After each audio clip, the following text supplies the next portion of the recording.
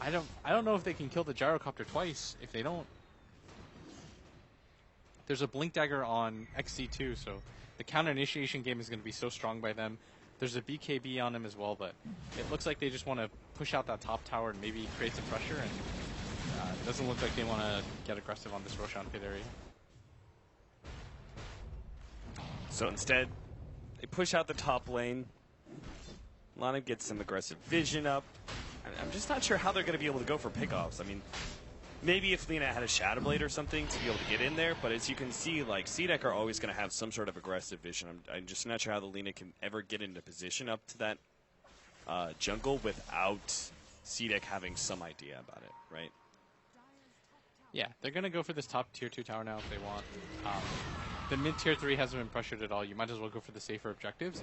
And if you can fight them outside of your base, that's why you go for the tier 2s. Like, in the off chance that I.M.O decide to go for some sort of push, then maybe you can actually get something out of it. And it's more golds before you go uphill. Oh, right? Garter's actually wrapped up behind them, and I don't actually think they have a way to get out of this. As RTK is going to get spotted. Already RTK thrown up in the air. Lanham trying to make the TP out, but even that will not complete. Aggressive finishes off. Last bit of damage thanks to the Rocket Barrage. 7-15 now. C-Deck just took Roshan. They just got an Aegis. And now, well set up, as you said, to take that outer tower. And it's looking more and more likely that EG is going to finish at the top of their group, as C-Deck is well ahead in this game. They're even going to go for the smoke here. They might even just go for CTY and say, if you're going to go for the split push, we're just going to kill you really fast. Garter's already got the Ion Shell on him. CTY is going to move down to the jungle, but he has no idea that this is coming. He assumes that they're behind them at top, and CTY has no blink dagger or anything to get out of this, and they're going to kill him for free. Yep, absolutely. They even pop the Sonic Wave just to ensure there's no Laguna Blade or anything. Of course, with the Aghanims on Queen of Pain, doesn't matter too much. That tier 2 does fall to aggressive by himself. And now, he's like, let's go, guys. Time to go uphill. Here's the move. Still has that Aegis. He's got 3,300 gold on top of that. Alpha Wolf waking him up. He's dreaming of the Lion King right now. Well, now he's not dreaming at all. That's really depressing, man. Maybe. That's just what happened in the Lion King. Razor used his plasma field and King killed Scar. Oh, boy. Alright, so now he's turned a range creep. So they're going to push this tower. They know the Lina's dead. If you force a buyback, great, but... Walrus Punch. YJ's actually trapped in a really bad position. The vacuum actually put him over that Ice Shard, so YJ will get away because of that one. That was awkward. A pull back into the call down seemed like a guaranteed kill, but slightly mispositioned vacuum from XE. Are they going to back off of this? I mean, they don't have any ultimates that they really rely on too heavily, right? Yeah. I mean, the wall is good. I mean, maybe you wait on cooldown, I would say. The wall's it's just bonus. Yeah, it's just bonus at this point. Like, late game, yes, you shouldn't fight without the wall. But it's so hard for them to go high ground against I.M.O's lineup, though. CTY can just infinitely spam. Garter trying to go for CTY. He's got the familiars following him up. Fiend Scrape in the background, but a good vacuum will stop that one. CTY throws out the Laguna Blade to finish him off, and Yule Scepter actually dodges that Sonic Wave. There's still the missile coming in. Shiki makes the commitment for that kill. CTY will be hit by the missile in the end, but Shiki still can't go for it. Instead, maybe going to target YJ. No, he goes for CTY. He really wants this kill, but the Shallow Grave is there, and now he dies instead. Aggressive to aggressive. He's diving all the way into the fountain here is Lanham. He's going to be able to control some of these heroes. If there's buybacks, I think C-Taker just overcommitted. He turns for Lanham, trying to finish him up. Will be able to get that kill. RTK, sleep up. Lanham's actually getting way now aggressive. He's just turning and fighting wherever he can, but the heals are up. Nobody's going to die here. C-Deck. Too far in. There's no other way to say it. All right.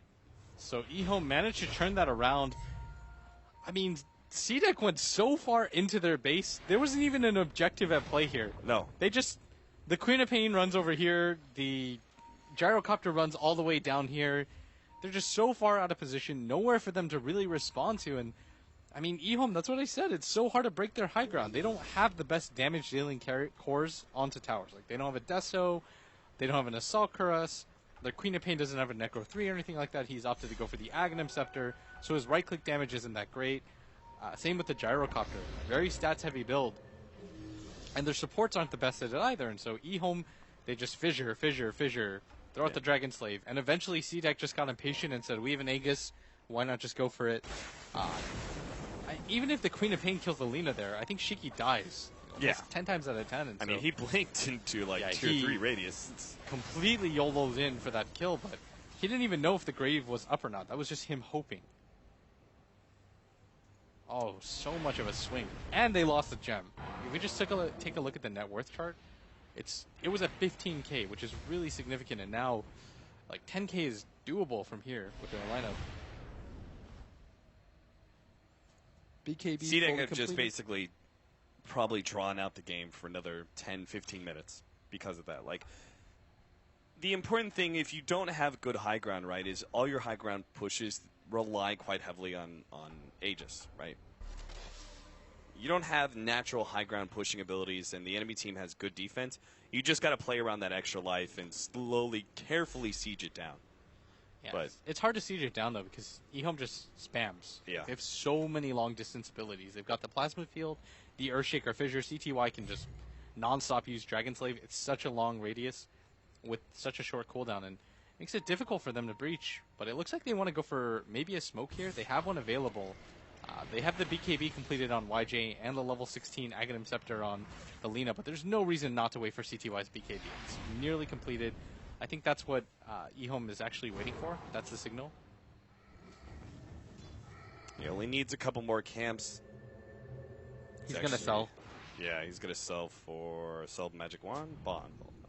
Yeah, sells the bottle. That was weird. He didn't have enough weird. for a second. Yeah. BKB up. And they see probably where CDEC are at. I mean, they've got Aggressive at the bottom lane. It's very unlikely CDEC are doing another like 4-man smoke play and leaving Aggressive alone at bottom because he doesn't have the Aegis. It's too risky to leave him alone. Yeah, no, Aggressive is now starting to build towards that butterfly. You realize they need a little bit more damage to be able to go high ground. And I.M.O are grouped up right now, but they don't have YJ who's tailing them. Has a plate mail. This is the Shivas now. And this is a 4-man smoke by I.M.O. They're going to show their Razor at bottom and hope that CDEC actually split up. And I think that if Shiki, he's going to be Echo Slam. They get the chain stun. Laguna play. Now they're instantly trying to get out. The snowball save was almost there from Garter. They don't have vision of him. Yeah, RTK is actually getting away. Blink Dagger up in 2 seconds. Never mind. Ion Shell. He gets close enough, and ROTK will not be making it out. Still, though, very favorable trade for I.M.O. They got a kill on the Queen of Pain. Definitely. They didn't trade anything more than that. ROTK's net worth is not worth nearly as much as the Queen of Pain's. Take that trade every time, and it just slows down the game even more and frustrates CDEC. And CDEC is now in a position where they have to wait for the Aegis cheese. And maybe I.M.O can even engage them outside of the base now. Aggressive isn't, I don't think he's too upset. He just farmed out the Radiant Ancient camp. I'm not sure why it was stacked. For who exactly on the side of I.M.O, but Aggressive takes it anyway. Butterfly gets all the closer.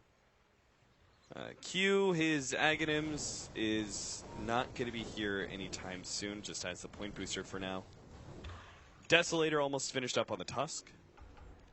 Yeah, Butterfly is completed on the Gyrocopter, and Roshan's going to be up in just 2 short minutes. That doesn't leave CDEC with a lot of time to farm, because Q doesn't have the Aghanim Scepter, and 2 minutes won't make a difference for him. But who will it make a difference for? The Earthshaker doesn't have much. The Bane could get a Glimmer Cape. Lina could farm out a buyback. That's probably the most significant. The Lina can get a buyback. Both teams do have a smoke, and it's pretty traditional, right? As it comes around to the potential spawn time of Roshan, that teams are going to look for a smoke pickoff just to give them the advantage. Roshan's just too important of an objective. So there's the first one. Q brings a smoke, or he's bringing one to himself now. Lotus Orb is coming in for XZ. Okay, that can make a difference. Yeah. If you can put that on the Queen of Pain when she blinks in, and then the Lina would just womp. Also help for some of your high ground pushes. Just putting out the Gyrocopter and letting him sit in the front lines. The Roshan's going to be the huge thing for certainly CDEC.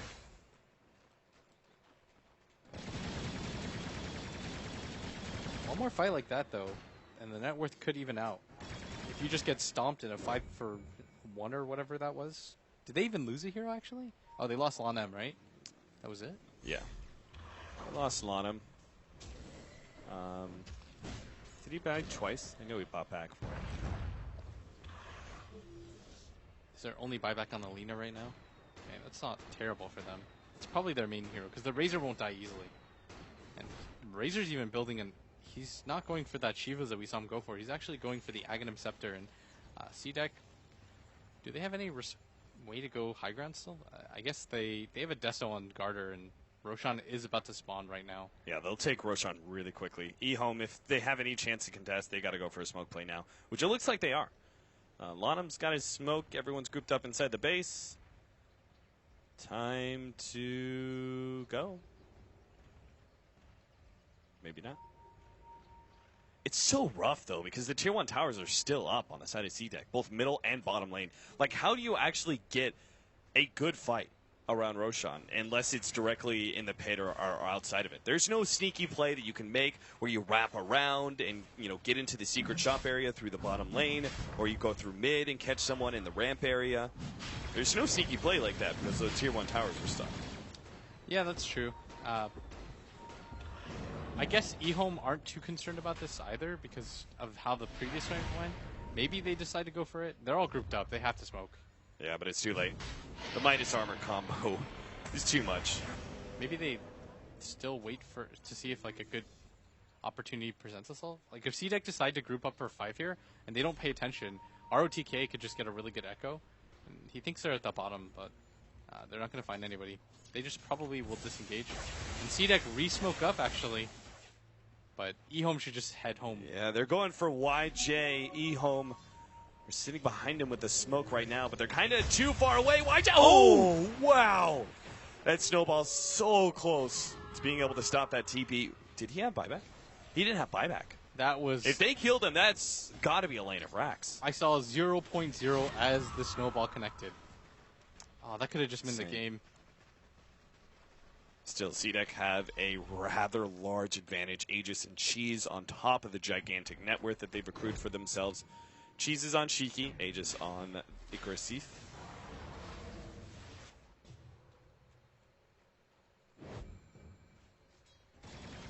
Is this Dark Troll Summoner